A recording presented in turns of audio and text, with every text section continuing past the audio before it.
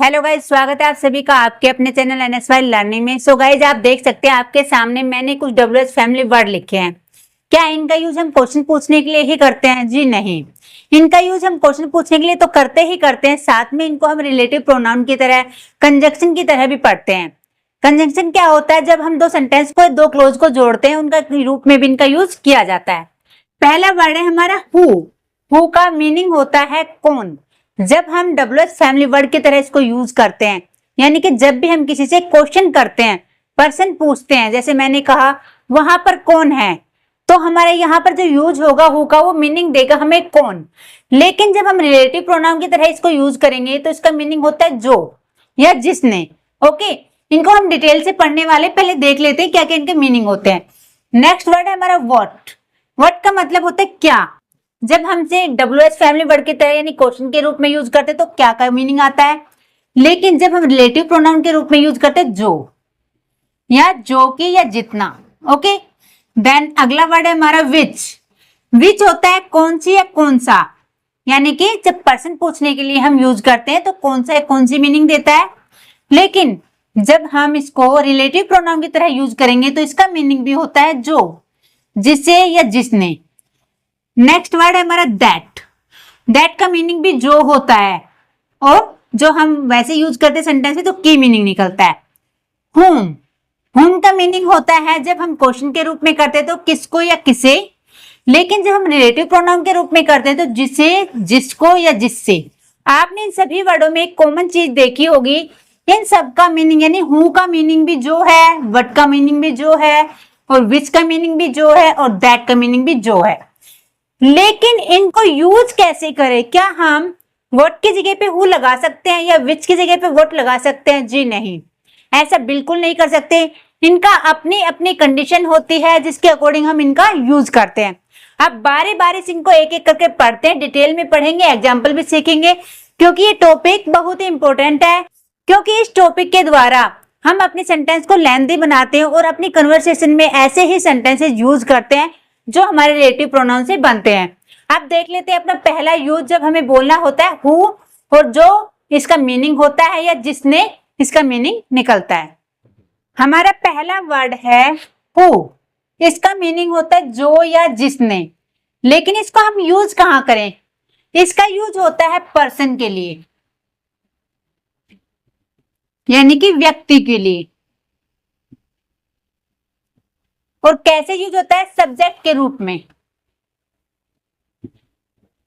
यानी कि हु का यूज जब भी होगा हम किसी व्यक्ति के लिए करेंगे, किसी वस्तु के लिए, थॉट के लिए नहीं करेंगे।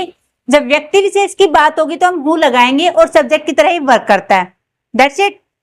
पहला एग्जांपल है हमारा, मैं उस लड़के को जानता हूं जो नाच रहा है।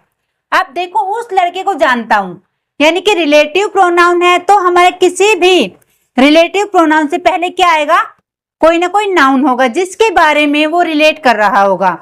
देखते हैं, आई नो द बॉय, यानी कि उसे जानता हूं, उस लड़के को, यानी जो इज डांसिंग, जो डांस कर रहा है, यानी कि इस लड़के का संबंध डांस से है, यही लड़का है जो डांस कर रहा है।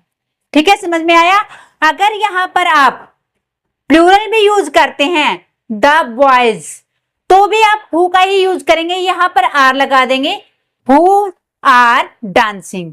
ओके, यानी कि इस पे कोई भी फर्क नहीं पड़ेगा कि आपने प्लूरल के साथ लगाना है या सिंगुलर के साथ लगाना है, सभी के साथ हु का यूज होगा।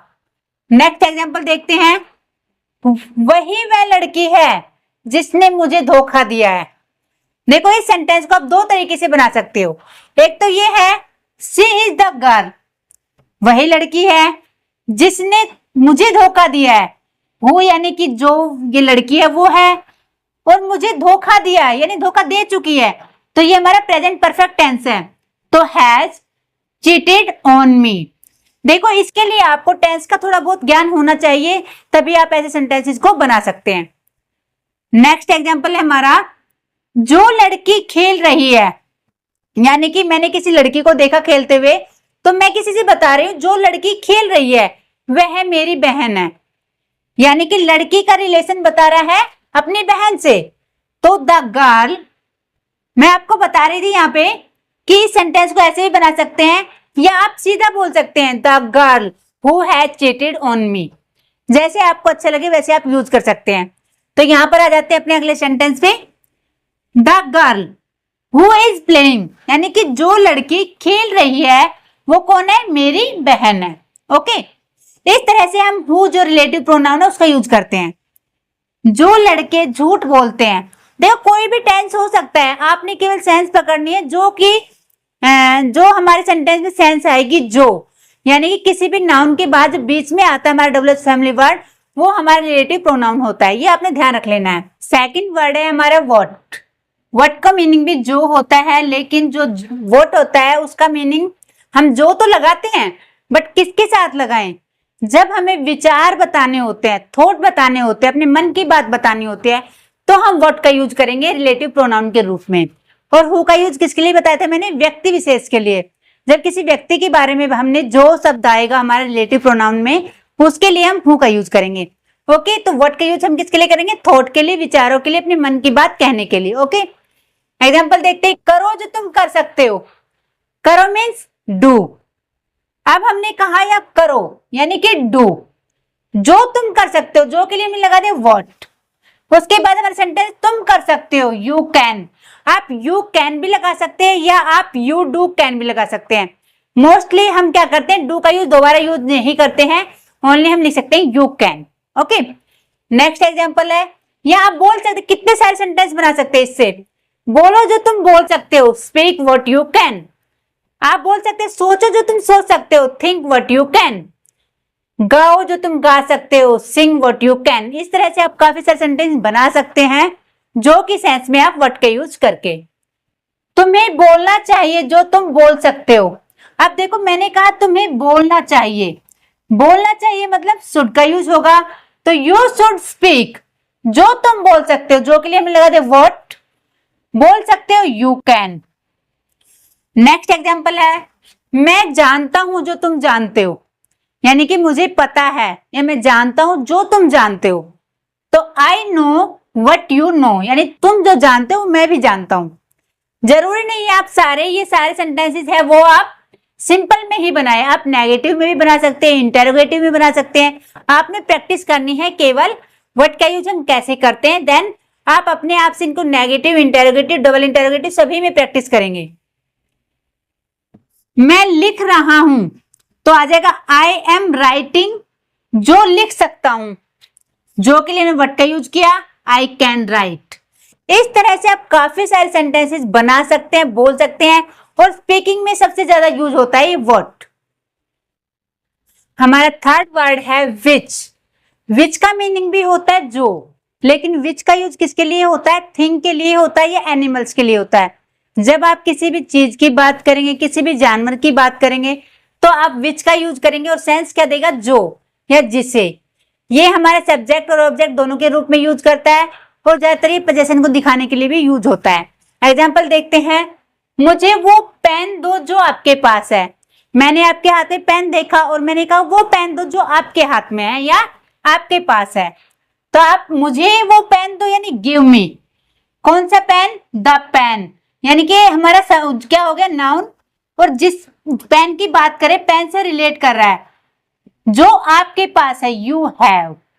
ओके, मुझे वो बुक दो जो आपके पास है, give me the book which you have. इस तरह से आप विच का यूज करेंगे। ओके, नेक्स्ट एग्जांपल है, वह पेन महंगा है जो तुम इस्तेमाल कर रहे हो, यानी जिसे तुम यूज कर रहे हो वह पेन महंगा है।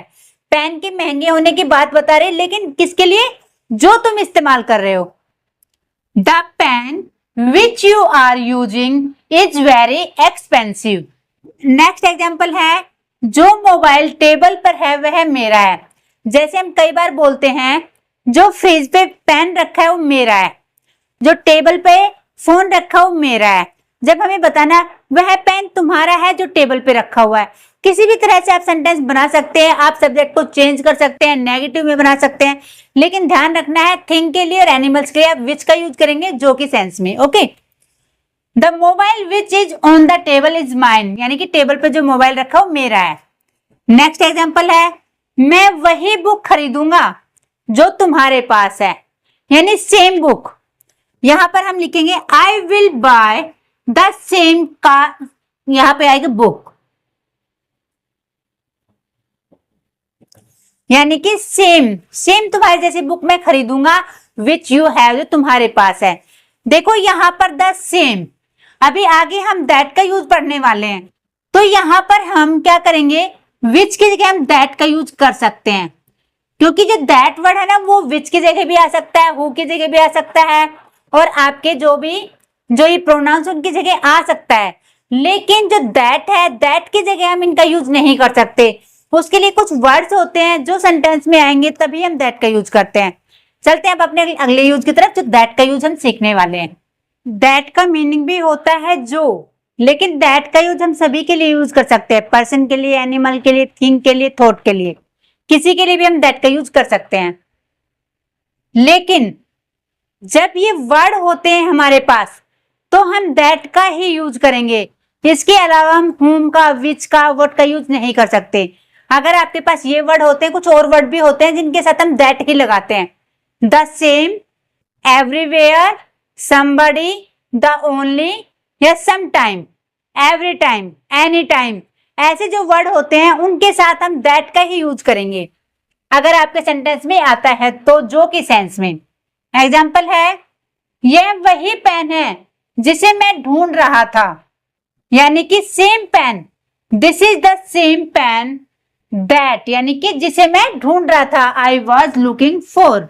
नेक्स्ट एग्जाम्पल है हमारा, यह वही लड़का है जो मुझे रास्ते में परेशान कर रहा था, तो this is the same boy, यानी सेम आ गया तो हम दैट का यूज करेंगे। लेकिन हमने क्या पढ़ा था, अगर जो पर्सन की बात होगी तो हम हु लगाएंगे। अगर आप हु लगाते तो भी सेंटेंस राइट होगा, लेकिन यहाँ पर हु क्या है हमारा, थोड़ा सा रॉन्ग हो जाता है, क्योंकि द सेम की बात हुई है हमारी। अगर आप एग्जाम की तैयारी करें तो दैट लगाएं, लेकिन स्पीकिंग में तो हम हु का यूज भी कर लेते हैं। Was bothering me on the way, अगला हमारा यूज है whom। whom का मीनिंग होता है जिसे या जिसको, यह ऑब्जेक्ट की तरह यूज होता है और पर्सन के लिए यूज होता है, ये आपने ध्यान रखना है। एग्जाम्पल है, यही वह लड़का है जिसे मैंने पेन दिया था कल, यानी कि ऑब्जेक्ट की तरह यूज हो रहा है, मैंने जिसे पेन दिया था ये वही लड़का है, यानी ऑब्जेक्ट की तरह यूज हो रहा है। तो this is boy whom I give pen yesterday, जिस लड़के से मैं कल मिला था।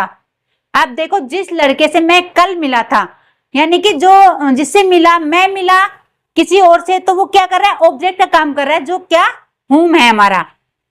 The boy whom I meet yesterday, वह आज आया, हैज कम टुडे।